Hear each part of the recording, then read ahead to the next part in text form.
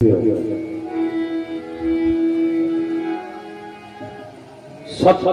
धर्म रता नित्यं तीर्थानां च समाश्रय वन्दन्ति देवताः सर्वः सत्यर्पण नरः। को महामुनि व्यासदेव लिखिले ये होचन 18 खंड पुराण रचयिता महामुनि व्यास आपण माने देखिथिबे जानिथिबे व्यासाय विष्णु रूपाय व्यास रूपाय विष्णुवे ये होचन विष्णु स्वरूप महामुनि व्यास सत्यवती पराशरंकर पुत्र होचन महामुनि व्यासदेव 18 खंड पुराण से लिखिछन नहीं 18 खंड पुराण रचयिता होचन महामुनि व्यासदेव। कौन कौन से 18 खंड पुराण ना मद्वयं भद्वयं चैव व्रतयं च वचतुष्टयं अनापलिंग पुस्तानि पुराणानि प्रचक्षति। तो महामुनि व्यास 18 खंड पुराण लिखिले मन देखि सुन 18 खंड पुराण बोली हम सब जानिछे से 18 खंड पुराण गुड़िक होउछे कौन कौन बोले मद्वयं महामुनि व्यासदेव मोरे 2 खंड पुराण लिखिले कौन कौन एक मत्स्य पुराण 2 रेला मार्कंडेय पुराण भद्वयं भोरे मध्य 2 खंड पुराण महामुनि व्यासदेव लिखिछन कौन कौन ना एक होउछे भविष्य पुराण 2 होउछे श्रीमद् भागवत महापुराण मद्वयं भद्वयं व्रतयं ब्रे 2 खंड पुराण महामुनि व्यास लिखिले कौन कौन हिसाब रखुबे 4टा पुराण गला ब्रे 3 खंड पुराण लिखिले कौन कौन एक होउची ब्रह्मांड पुराण 2 होउची ब्रह्म पुराण 3 होउची ब्रह्म वैवर्त पुराण ये 3 खंड पुराण महामुनि व्यास ब्रे लिखिले। या पर होउची चतुष्टयं महामुनि व्यासदेव ब्रे आउ 4टा पुराण लिखिले कौन कौन एक होउची ब्राह्मण पुराण 2 रे हेउचंदी वराह पुराण 3 हेउचे विष्णु पुराण 4 हेउची वायु पुराण। तेणु 3 2 5 2 7 4 9 खंड पुराण गला नहीं या पर कौन 11 गला ना 2 2 4 ब्र त्रयं हां या पर हेला के 11 हेला या पर को पुराण महामुनि व्यास लिखिले ना अनापलिंग पुस्तानि और लिखिले गोटे पुराण अग्नि पुराण और लिखिले गोटे पुराण नौर लिखिले गोटे पुराण नारद पुराण अनापो और लिखिले गोटे पुराण पद्म पुराण अनाप लिंग लीड लिखिले गोटे पुराण लिंग पुराण अनाप लिंग पुस्तानि एवं पूरे गोटे लिखिले पुराण कूर्म पुराण पुस्तानि एवं स्कोर लिखिले गोटे पुराण अनाप लिंग और लिखिले गोटे पुराण गरुड़ पुराण एवं पूरे कूर्म पुराण आउ स्कोर स्कंद पुराण एवं स्कोर स्कंद पुराण। तेने 18 खंड पुराण महामुनि व्यास लिखिले 18 खंड पुराण भितर गोटे पुराण नाम हेउचे कोन भविष्य पुराण नहीं ये पंचसखा माने जो मालिका लिखिछन मालिका शास्त्र से आउ किछि नहे महामुनि व्यासदेवंकर भविष्य पुराण से माने अनुशीलन बा अनुकरण करिसंती बा अनुवाद करिसंती कि उत्कलर पंचसखा मान आ से महामुनि व्यासदेवंकर भविष्य पुराण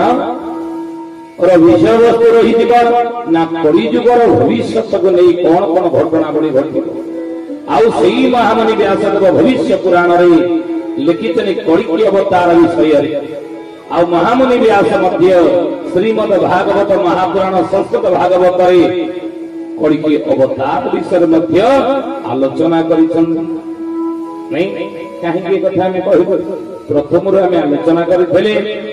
जे ईश्वर आराधना रा 4टी मार्ग रही प्रथम हेउची नाम द्वितीय हेउची रूप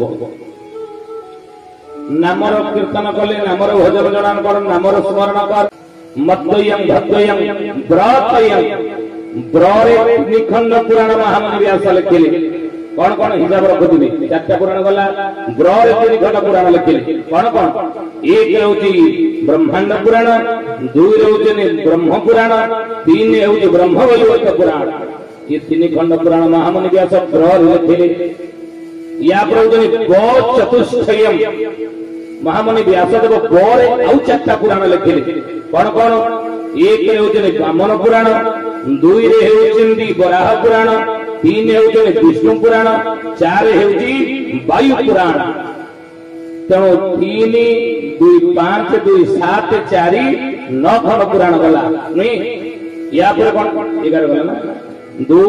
2 4 ग्रह त्रयम। हाँ या पर हेला के 11 हेला। या पर को पुराण महामुनि व्यास लिखिले ना अनापलिंग पुस्तानि और लिखिले गोटे पुराण अग्नि पुराण, पर लिखिले गोटे पुराण नर लिखिले गोटे पुराण नारद पुराण, अनापो पर लिखिले गोटे पुराण पद्म पुराण, अनाप लिंग लीड लिखिले गोटे पुराण लिंग पुराण, अनाप लिंग पुस्तानि एवं पूरे गोटे लिखिले पुराण कूर्म पुराण पुस्तानि एवं स्कर लिखिले गोटे पुराण अनाप लिंग घर लिखिले गोटे पुराण गरुड़ पुराण एवं पूरे कूर्म पुराण आउ स्कर स्कंद पुराण एवं स्कर स्कंद पुराण। तेने 18 खंड पुराण महामुनि व्यास लिखिले। 18 खंड पुराण भितरे गोटे पुराणर नाम हेउछि कोन भविष्य पुराण नहीं। ये पंचसखा माने जो मालिका लिखिछन मालिका शास्त्र से आउ किछि नहे महामुनि व्यासदेवंकर भविष्य पुराण से माने अनुशीलन बा अनुकरण करिसंती बा अनुवाद करिसंती कि उत्कलर पंचसखा माना। आ से महामुनि व्यासदेवंकर भविष्य पुराण और विषय वस्तु रही ना कलिजुगर भविष्य को नहीं कौन कौन घटना बड़ी घटी आउ सही महामुनि व्यासदेव भविष्य पुराण रे लिखिछन कलिकी अवतार विषय। आउ महामुनि व्यास मध्य श्रीमद् भागवत महापुराण संस्कृत भागवत रे कलिकी अवतार विषय मध्य आलोचना करिछन नहीं। काहे कथा में कहबो प्रथम रो हम आलोचना करिथिले जे ईश्वर आराधनार 4टी मार्ग रही। प्रथम हेउछि नाम, द्वितीय हेउछि रूप। नामर कीर्तन कले नामर भजन जनान कर नामर स्मरण कर संसार परिवार भितर भगवत कृपा लाभ करी ईश्वर दर्शन पाई परिबो से चरम प्राप्त करी चरम पद पाई परिबो। द्वितीय हेउछि रूप। ईश्वर आराधनार द्वितीय बाट मार्ग होला रूप। आमे ठाकुर घर कृष्णंकर फोटो, रामंकर रूप, Durgankar photo, सरस्वतींकर photo, कालींकर photo, लक्ष्मींकर photo या रखी पूजा करछे नहीं। ये ईश्वर आराधनार द्वितीय मार्ग। तृतीय मार्ग हेउछि कोन ना नाम रूप। तृतीय हेउछि धाम। भगवान धाम आम दर्शन करुचे किए कौन गैया जीवा किए काशी जीवा किए वृंदावन जीवा किए विभिन्न तीर्थ को आम जाऊे प्रभुंर धामर दर्शन करने भगवान धाम दर्शन करुचे। चतुर्थ होची लीला। प्रभुंर लीलामृत को श्रवण करवा प्रभुंर लीलामृतर गान करवा नहीं कौ मध्यम सदसंग माध्यम प्रभुंर कथा शुणा एवं शास्त्र पुराण पढ़ा पठन माध्यम प्रभुंर लीला मध्य पाठ करवा श्रवण करवा गायन करवा एवं लीला कौन करवा ना पाठ करवा। ईश्वर आराधनार ये 4टी मार्ग रही। आम द्वितीय मार्ग होची प्रभुंर रूपर कौन करवा पूजा करवा रूपर दर्शन करवा नहीं ज्ञानी गुणी मंडली। तो द्वितीय होची रूप। कौ रूप नहीं प्रभु आसिले एवं कौ रूप नहीं प्रभु आसिले कलिजुगर सत्य जुगर तृतीय जुगर द्वापर जुगर प्रभु कौ रूप कौ धाम कौ लीला मान करछंती। ये रामायण भागवत एक कथा वर्णना रही नहीं। नृसिंह पुराण आपण पढ़िबे सत्य जुगर नृसिंह भगवान अवतार ही था। ये नृसिंह अवतार लीला नृसिंह अवतार खेला ये सब वर्णना रही। तृतीय जुगरे रामायण जदि पढ़िबे प्रभु रामंकर रूप प्रभु रामंकर लीला प्रभु रामंकर धामर वर्णना रही नहीं। द्वापर जुगरे जदि आम कृष्ण भगवान आसिले अवतार नहीं श्रीमद भागवत जदि पढ़ा कृष्णंकर लीला कृष्णंकर धामर वर्णना रही। तेणु से कलिकी भगवान बा भगवान जो कलिकी अवतार कलिजुगरे हेइथिबे तांको कथा कोउथर आमे जानिबा तांको लीलार वर्णना तांको रूपर वर्णना तांको थामर वर्णना कोउथरे हेइचन ना महापुरुष लिखिचंदी जे श्रीमद भागवत महापुराण ठार आरंभ करी व्यासंकर भविष्य पुराण देखा आ विशेषकर उत्कलीय पंचसखा मानकर कलिजुगर भविष्य मालिका ये माइका शास्त्र रे कलिजुगर भगवान कलिकी अवतार लीला खेला रूप धामर वर्णना रही बुझे आज मालिका वचन आलोचना रे आज सत्संग आम से विषय आलोचना करने जाऊे प्रथम रूप जाए प्रथम नाम जाए द्वितीय रूप तृतीय धाम चतुर्थ हूँ लीला ये ज्ञानी गुणी मंडल गुरु भाई भौणी मान मोर महामुनि व्यासदेव कहते सत्य जुग जो थिला ये सत्य जुगर सत्य धर्म रतानीतियम सत्य जुगर लोक माने समस्ते धर्मपथरे थे धर्मपथर विच्युत हो सत्य धर्मारत रतानीतियम तीर्थानांच समाश्रय सत्य जुगर लोक माने तीर्थ मध्य करुले तीर्थ करने द्वारा अनेक पुण्य प्राप्त हो ये कथा से जानी आओ बंदंती देवता सर्वा देवता मानकर वंदना मध्य सकाल उठिकी देव पूजा बिना कौन कार्य से करुन दिन चलिया राति शोला बेले भगवान को स्मरण करुले सत्य प्रत्यर्पण नराहा समस्ते शतवाटे सत्य जुगर थे सत्य जुगर ये लोक मान लक्षण थिला सत्य जुगर ये लक्षण थिला जो सत्य चलीगला तृतीय जुग आसला ये तृतीय जुगरे कौन हिला ना तृतीय जुगर लक्षण महामुनि व्यास कहले कौन ना दान धर्म रता नित्यं तपस्या तीर्थ दर्शन तृतीय जुगर लोक माने दान करुले सकाल उठिक दान द्वारा अशेष पुण्यर अधिकारी से दान धर्म नित्यरता नित्यम तपस्या तीर्थ दर्शन तपस्या से करुले बुझे त्रेता जुगर लोक मान अग्निहोत्र परालोका प्रत्येक दिन अग्निहोत्र करे यज्ञ बिना कौन सी कार्य घर आरंभ करुनथिले दिनचर्या आरंभ करुनथिले यज्ञ करुथिले आउ राजन यज्ञ कारणम राजा माने यज्ञ को महत श्रेष्ठ कर्म बोली त्रेता जुगर भाविथिले तो सेति आज देखंतु कली जुगरे ओ प्रभु चरमनाथ कौन कर ब्रह्मसूत्र ख्याति ज्योति शांति महायज्ञ देखते जो शाखा प्रशाखा मान रही ना यज्ञ आयोजन कहीं ना यज्ञ द्वारा 33 कोटी देवता मान संतुष्ट हो जाती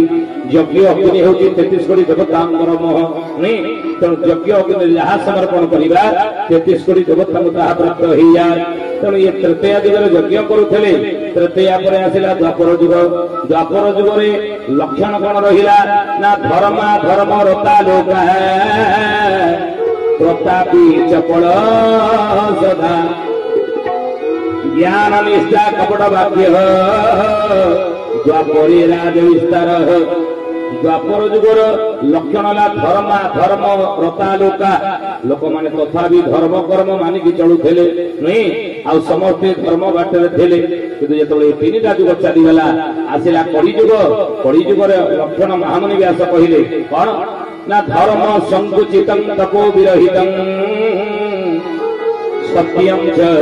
दुरंगत लोक धर्माहतम द्विजाश्च लोभिता नारी बसा मानव निर्विद्या पृथ्वी निरोष विरसा नीचा महद्गता भूपाल निज धर्म कर्म रहिता विप्र कुमार जगता आओ भाग्या भद्र विरोधिनी पररथा पुत्र पिता दोषिण आ कष्ट पड़ू वर्तते कलियुगे धन्य लगा झोरता या जदि आलोचना कर बहुत समय बीतीज ये कलिजुगर धर्मर लक्षण कहीं महामुनि व्यास कले कलिजुगर धर्म संकुचित हो धर्म नष्ट हो ये कथा को छतिया बटर हरिदास महापुरुष लिखिले कौन ना धर्म चारि पाद निश्चय मुड़ियो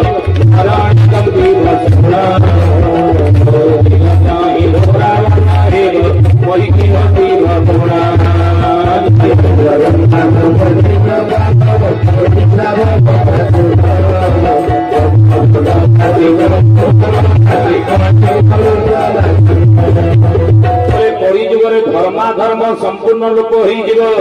सत्य जुगे धर्म थिला पुण्य पूर्ण पाप नास्ति धर्म सत्य जुगे चारि पाद थिला नहीं तप शौच दया सत्य ये चारि पाद सत्य जुगे धर्म थिला ई कथा को श्रीमद भागवत महापुराण अति बड़ी जगन्नाथ दास लिखिले सत्यर अंते